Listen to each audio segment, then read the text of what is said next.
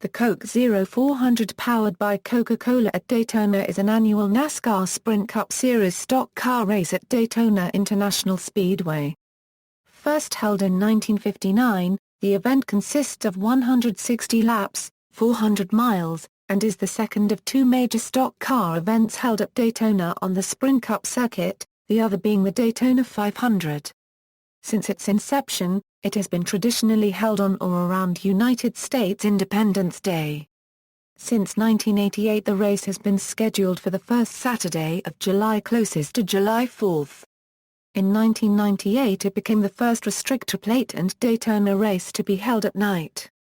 A 10-year contract, starting in 2008, between Atlanta-based Coca-Cola and International Speedway Corporation, made Coke the official soft drink, official sparkling beverage and official water for 10 of ISC's operated motorsports facilities and the Daytona 500.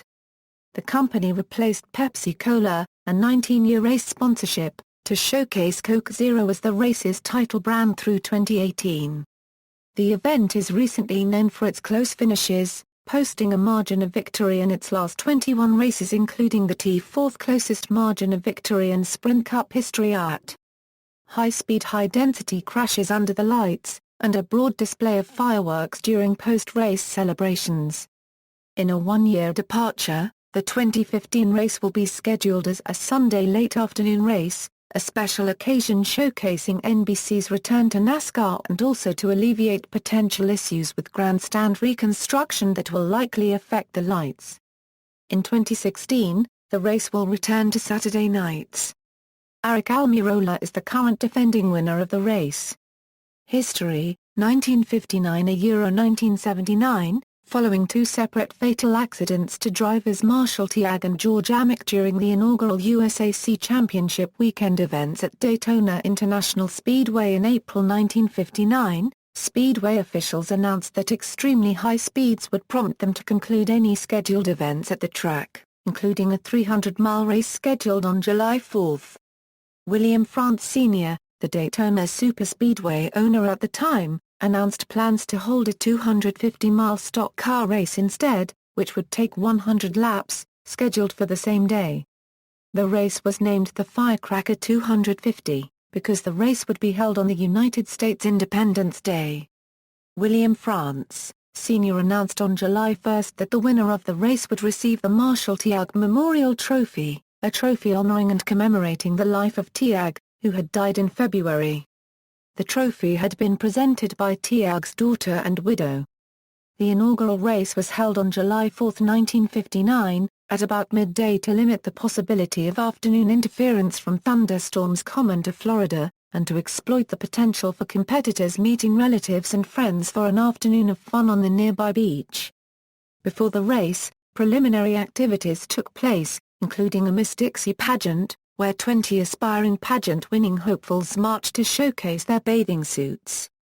With 12,900 spectators in attendance, the race ran its scheduled 250 miles with no caution flags, and with a 57-second lead over runner-up Joe Weatherly, Daytona Beach native Fireball Roberts won in dominating fashion, leading 84 of 100 laps. Over the course of the next 3 years a couple of NASCAR's top drivers would go on to win the Firecracker 250, including Jack Smith, David Pearson and a repeat victory in 1962 for Fireball Roberts. Expansion was needed. In just 3 years from the race's inaugural event, attendance had grown by more than 10,000 spectators, as tourists flocked to the beaches for the holidays. In 1963, the race was expanded from 100 laps to 160 laps, for a distance of 400 miles and subsequently became known as the Firecracker 400. In the same year, Fireball Roberts drove his 1963 Ford to victory, becoming the first driver to win back-to-back events, barely beating Fred Lorenzen. Roberts was unable to go for 3 straight wins due to his death on July 2, 1964. Richard Petty was the man to beat during the 6th annual 400-mile July race, but on lap 103, engine problems cost him a chance at victory. Over the course of the final 56 laps, Bobby Isaac and rookie teammate A.J. Foyt swapped the lead 15 times.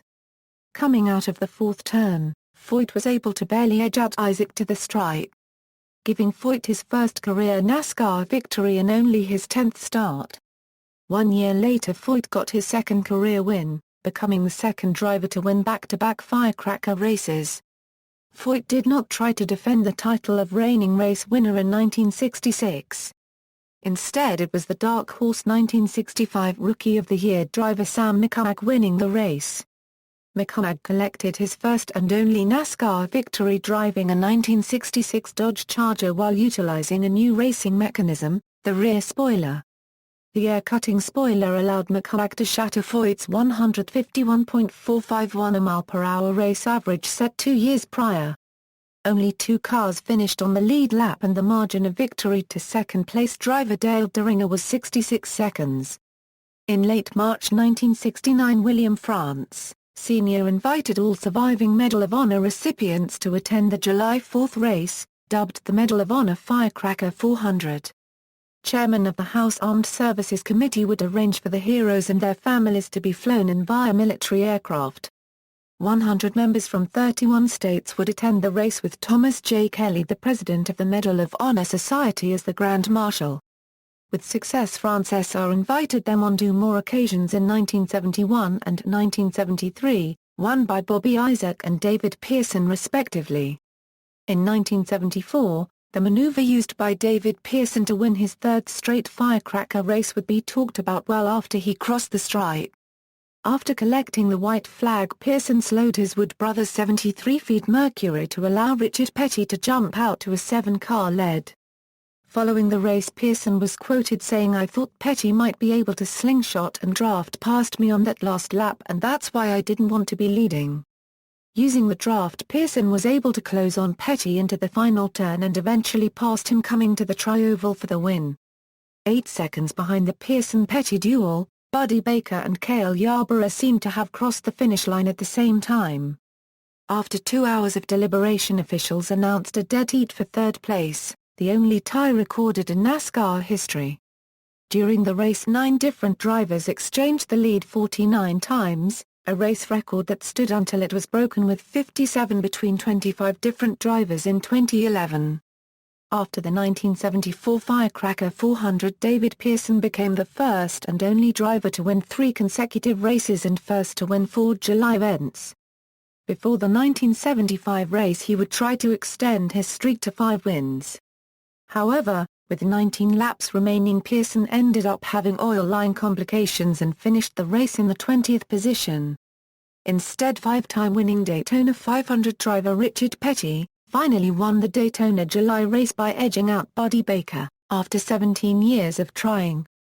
In 1977, Richard Petty collected his 2nd win at Daytona in July, and it took almost 4 hours as the Firecracker witnessed its first rain-delayed race. Among the lineup were 3 female drivers: Lella Lombardi, Christine Beckers, and Janet Guthrie, whom finished 31st, 37th, and 40th respectively. The following year, 1978, Pearson collected his final win at the track, becoming the only driver to win 5 July Daytona races, and became the most winning driver at Daytona International Speedway with 5 wins, until Richard Petty won the Daytona 500 the following year. 1980–2011, in 1985, the race became known as the Pepsi Firecracker 400, when PepsiCo became the title sponsor. In 1989, the Firecracker name was dropped, and the race was known simply as the Pepsi 400 through 2007. From 1998 to 2002, the race was often subtitled the Pepsi 400 at Daytona to differentiate it between another race titled the Pepsi 400, held at Michigan during that timeframe. From 1959 to 1987, the race was always scheduled for July 4th, regardless of the day of the week. Beginning in 1988, the race was moved to the first Saturday of July. Going forward, the race would only be held on July 4th in years in which it fell on Saturday. Subsequent to this, the 1992 and 2009 races fell on July 4th. On July 4, 1987, in the wake of Bobby Allison's massive crash at Talladega, the cars were fitted with 390 CFM carburetors. The change helped slow the cars down several miles per hour. On the final lap, Ken Schrader flipped upside down in the tri-oval as the field crossed the finish line. It would be the final race at Daytona without restrictor plates.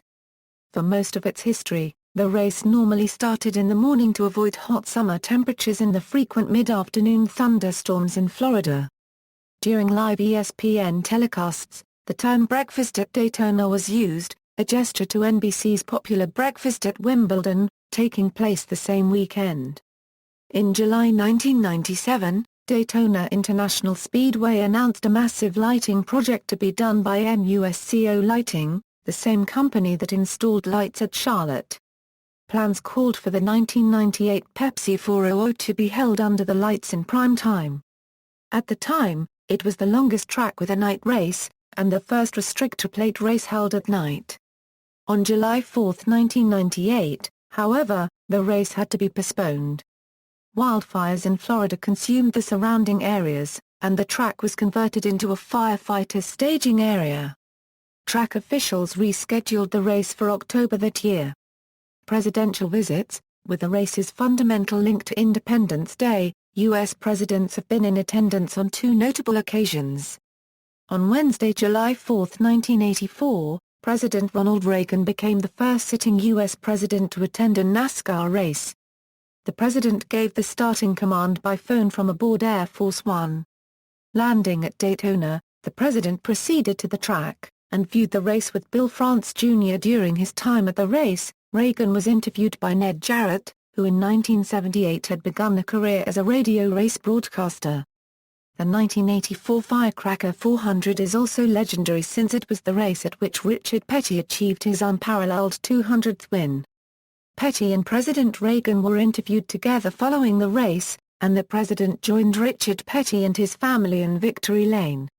On July 4, 1992, President George H.W. Bush attended the race, which served as a Daytona farewell tribute to Richard Petty during his Fan Appreciation Tour. Bush, on the 1992 campaign trail, participated in pre-race festivities, gave the starting command, and rode around the track in the pace car during the pace laps. Petty qualified a strong second, and led the first 5 laps of the race and quickly fell back to the end of the field. He succumbed to heat exhaustion, however, and dropped out near the halfway point. On July 1, 2000, then Texas Governor and future President George W. Bush attended the race while on the campaign trail, and gave the starting command. First wins. The Coke 0400 has been known to produce a number of drivers' first career NASCAR Sprint Cup Series victories. Drivers include A.J. Foyt, Sam McHugh, Greg Sacks, Jimmy Spencer, Eric Almirola, John Andretti, Greg Biffle, and David Ragan. McHugh and Sacks, in fact, never won another race in their respective careers. The 400 has also marked the first of multiple points-paying victories at Daytona for a total of 7 drivers, including Jeff Gordon, Dale Earnhardt, Jr., and Jamie McMurray.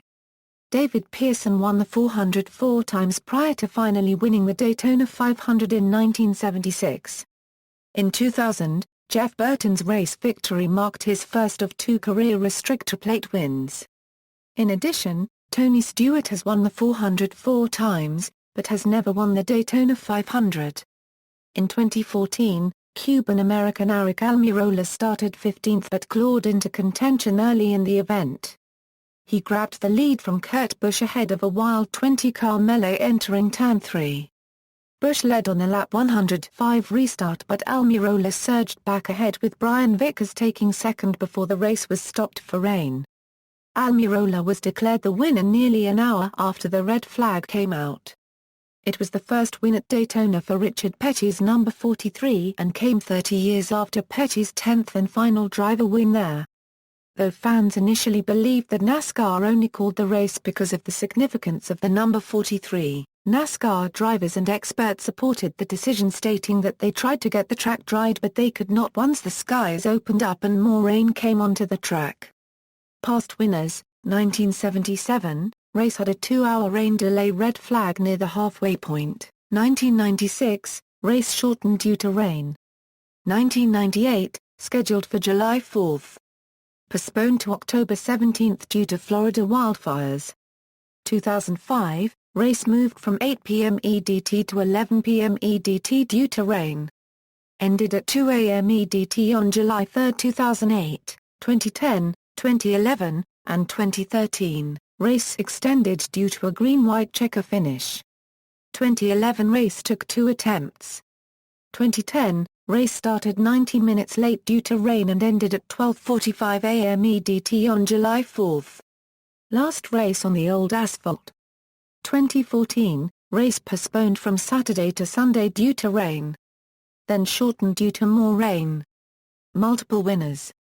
Multiple winners, manufacturer wins, race summaries. 1963, the firecracker race was lengthened from 250 miles to 400 in 1963, and one of Fireball Roberts' final wins came in this race.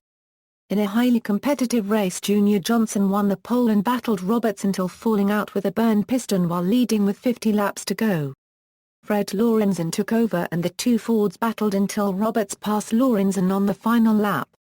1964, the Hemi-head Dodgers dominated the big tracks in 1964, and in the firecracker that July Richard Petty led all but one of the first 103 laps, but then blew up.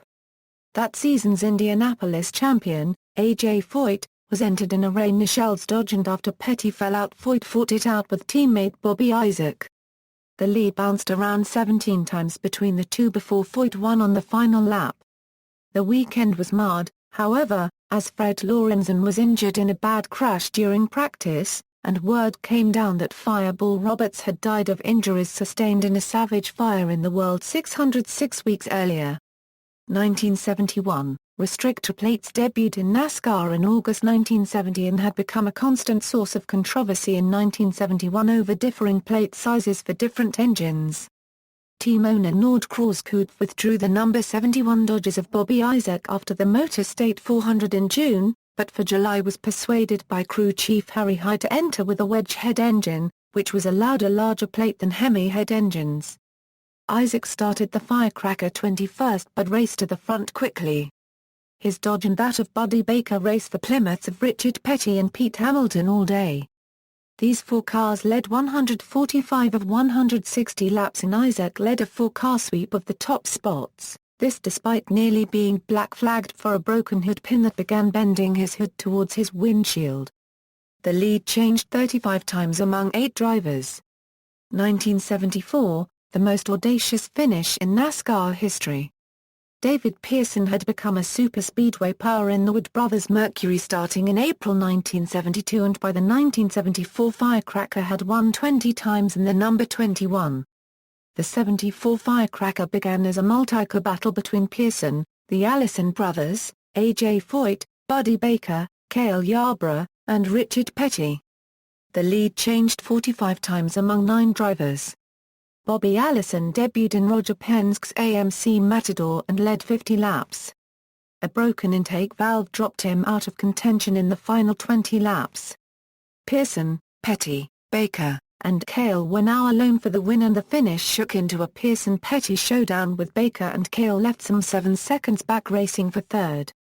Petty was in the draft of Pearson, waiting for the last moment to storm past with no chance of a counterattack by Pearson.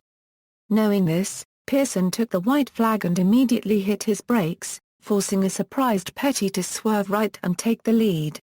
Petty took a 7-car-length lead, but Pearson got back on the gas and caught Petty's draft. He shot forward and in force swung underneath Petty, who swerved to cut him off but left room for Pearson to clear. Pearson took the win, and it left Petty angry enough that he confronted Pearson in the press box after the race. Amid all this, Baker and Cale hit the stripe for third at an exact instant, the first tie in modern NASCAR history.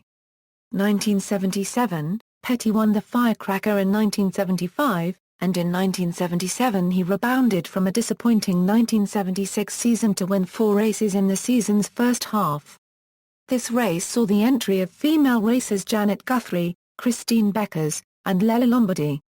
None, however, were around at the end as an early Bobby Allison-Cale Yarborough fight gave way to a runaway by Petty. "I wish people would stop complaining about the Chevrolets," runner-up Darrell Ultrep said afterward. A Dodge won the pole and Petty blew my doors off. 1980, the lead changed 41 times among 9 drivers as sophomore sensation Dale Earnhardt tried to run down the Bud Moore Mercury of Bobby Allison. Earnhardt, though, got into a race with Pearson and this allowed Allison to breeze to the win. The final lap, however, saw a huge crash well after Allison took the win, as Phil Finney spun off turn 4, plowed into an earth embankment, and flew 20 feet off the ground before landing at the pit entrance. 1981, Cale Yarborough passed Arrogant on the final lap for the win. 1982, Jeff Bodine tried to kick my Pontiac for a field goal, said Richard Petty of a late race melee that eliminated him, Harrogant, and several others chasing Bobby Allison. Allison edged Bill Elliott for the win and a Daytona season sweep. 1984, Petty ground past Cale Yarborough racing to the race-ending yellow in front of President Reagan for his 200th NASCAR win. 1985, Greg Sacks authored the race's biggest upset when he overpowered Bill Elliott for the win.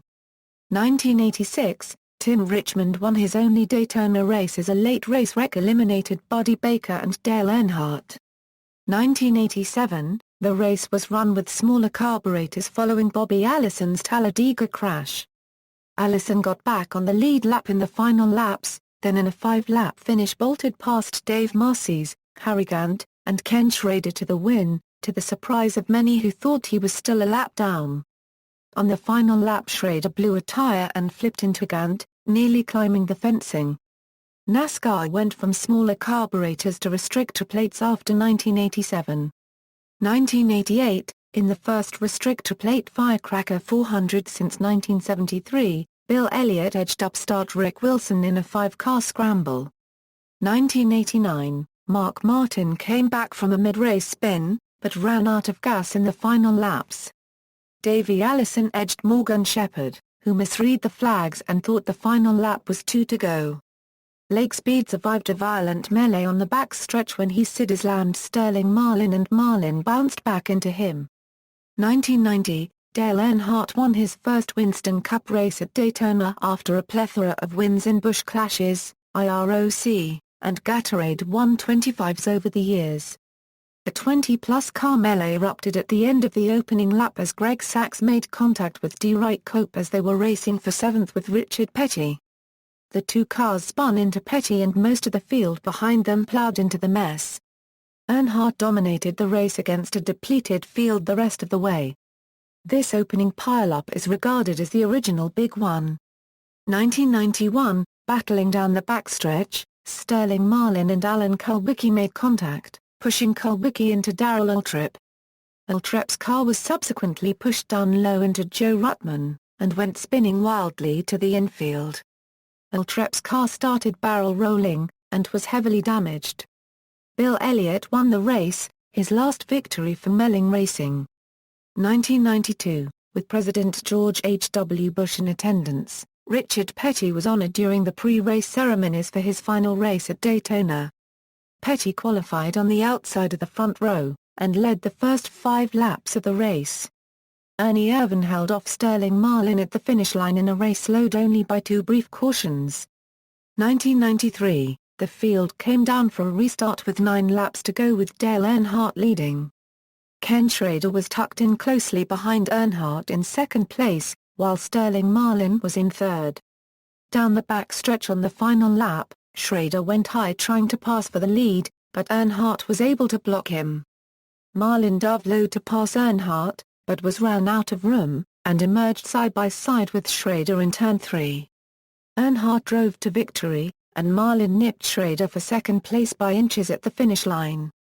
1994, Jimmy Spencer authored one of the biggest upsets in the event's history as he ran down Ernie Irvan and beat him by a wheel for his first Winston Cup win and the first for car owner Junior Johnson since 1992. Spencer went low down the backstretch on the final lap to take the lead into turn 3, and led only 1 lap in the entire race. 1995, Jeff Gordon was battling Dale Earnhardt in the closing laps. With just under 4 laps to go, Mike Wallace wrecked in turn 3, bringing out the yellow. Gordon led Earnhardt back to the line, but safety crews cleaned up the incident quickly. the green and white flag came out for a wild one-lap dash to the finish.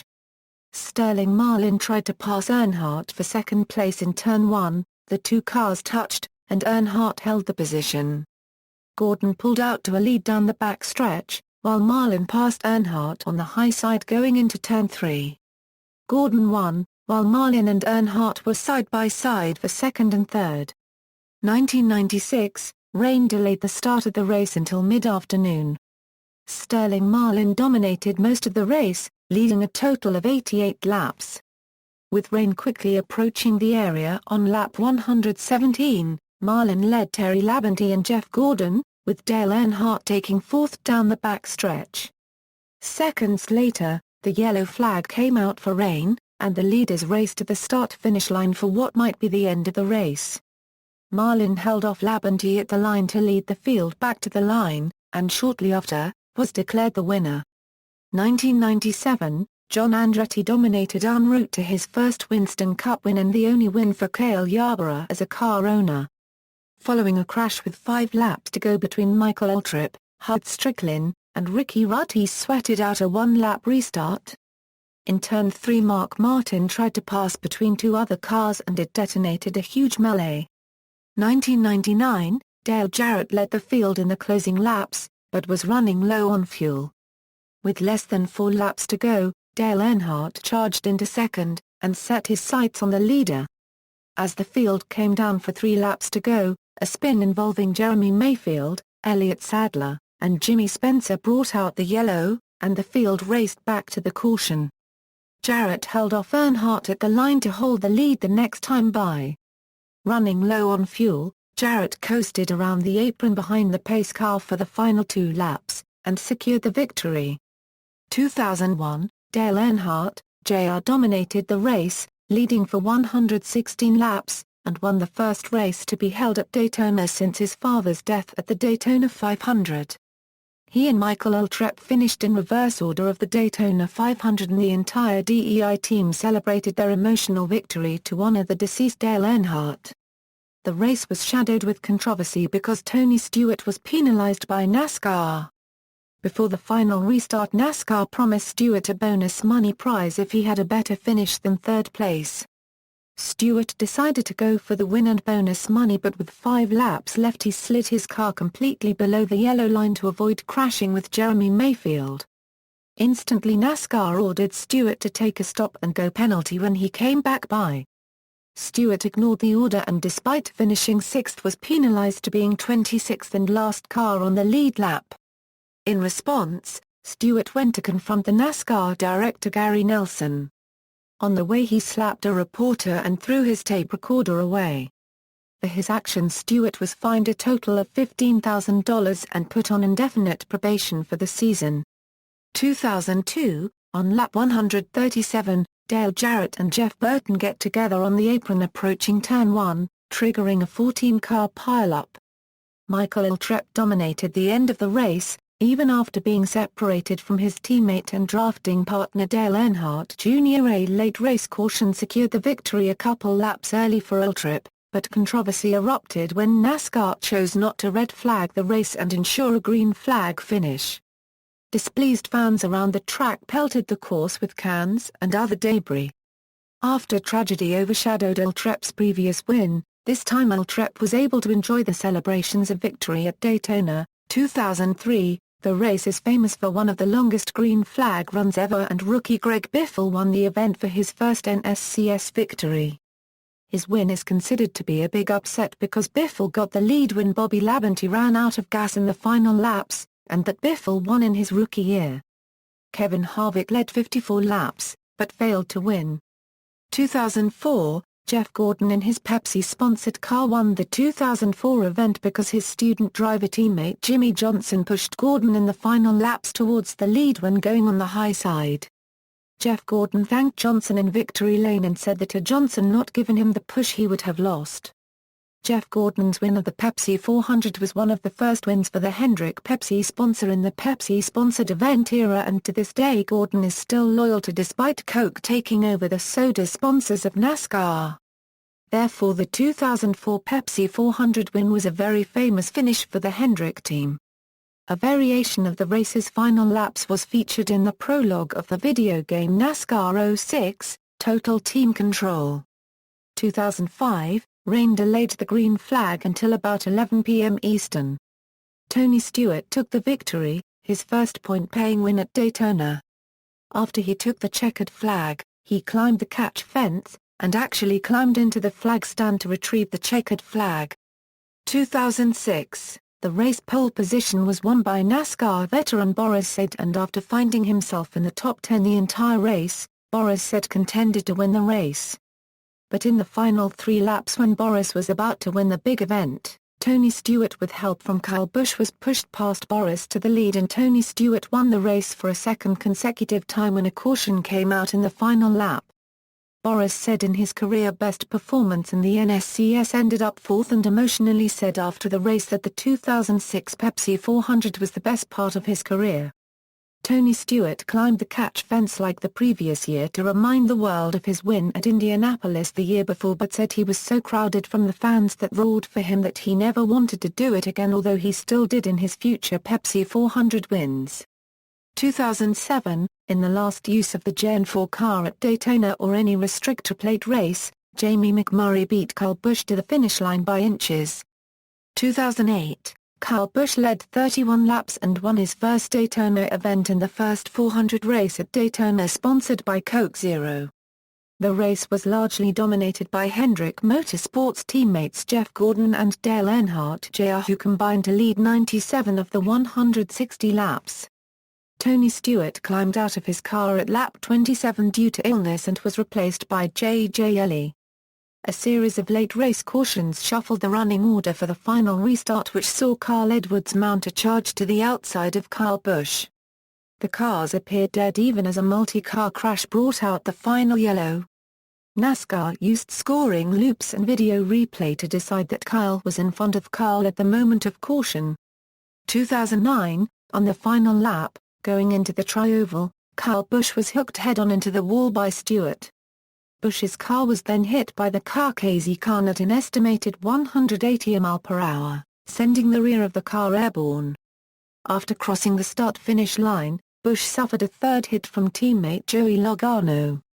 Busch walked away from the car uninjured but contends to this day that Stewart, a former teammate of Busch, intentionally wrecked him.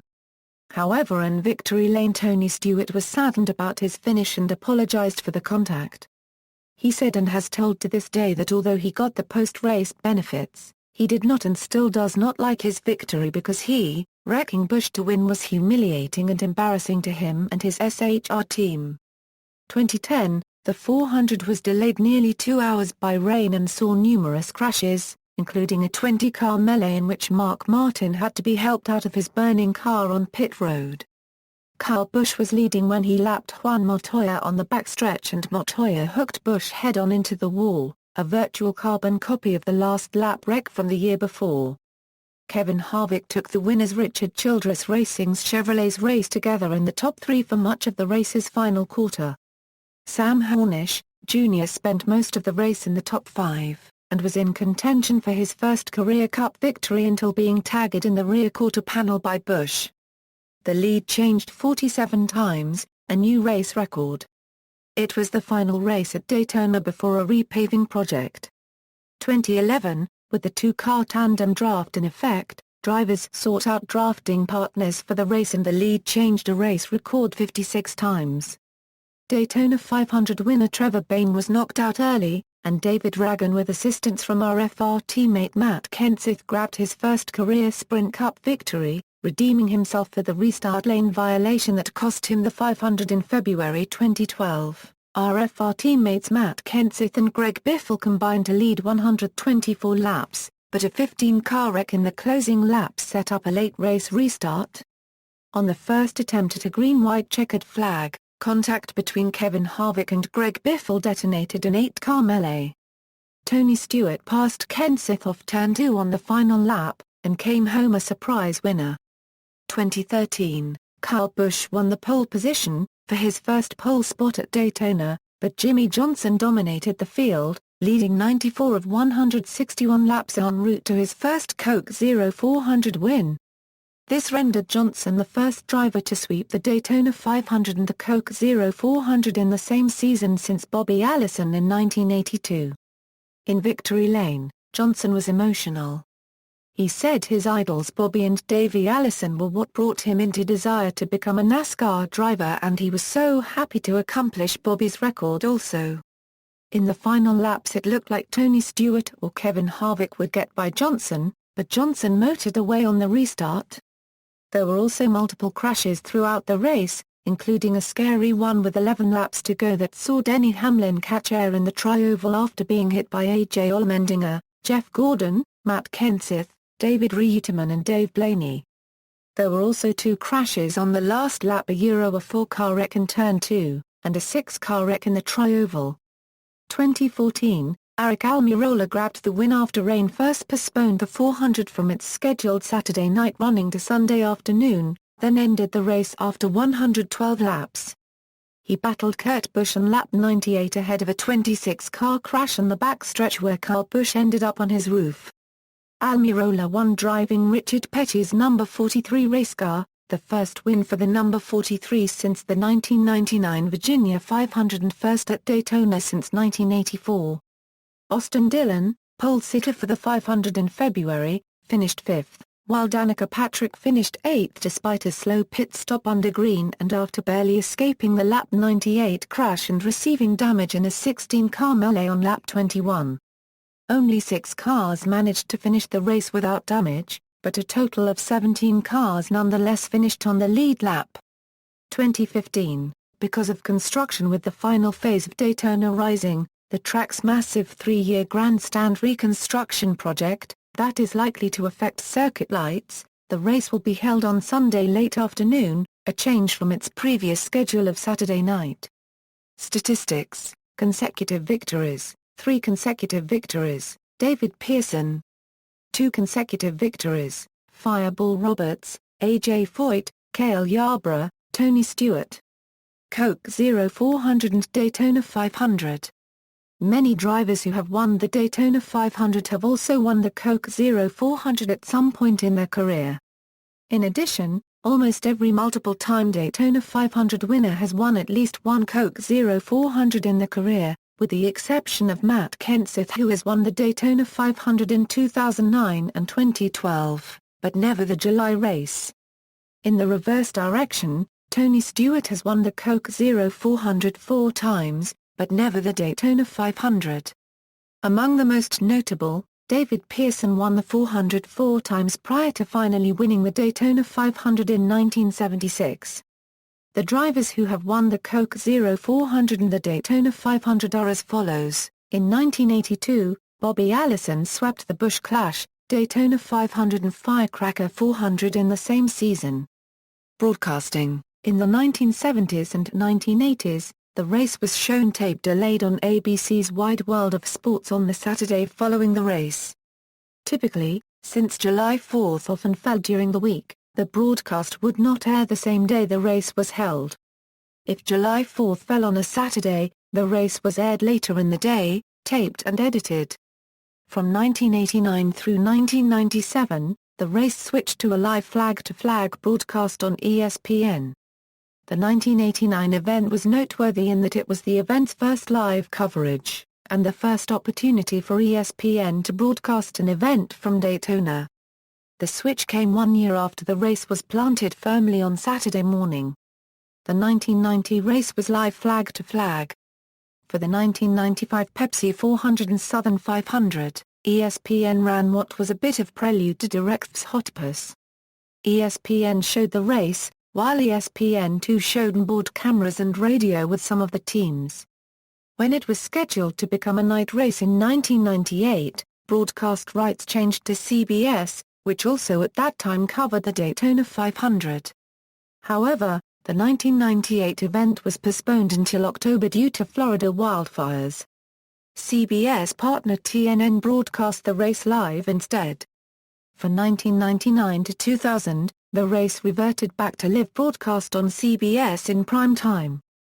Between 2001 to 2006, the race was shared between NBC and Fox. In 2007, TNT took over television rights under the new contract, and introduced their wide-open coverage for this race. It is similar to ABC and ESPN's side-by-side commercial format for IndyCar broadcasts. The race was broadcast in split-screen format, with the race footage on the top half of the screen in 16:9 format, and scoring and graphics on the bottom half. Commercials were broadcast in a box in the bottom right-hand corner of the screen, and various special 2-minute advertisements were filmed for the telecast by the respective advertisers. In 2010, the race was broadcast in 3D on NASCAR.com and Direct. In 2013, the race was carried by TNT and simulcast on TOU TV. Beginning in 2015, the exclusive broadcast rights will move to NBC Sports in a 10-year deal. Live flag-to-flag coverage, 1998, originally scheduled for CBS, tape delay coverage, see also, Subway Firecracker 250 €, a NASCAR nationwide series race that takes place during the same weekend of the Coke 0400, Brumo's Porsche 250 €, a Grand Am Rolex Sports Car Series race that takes place on the same day as the Coke 0400, references. External links, racing-reference.info. NASCAR commentators, crews and networks.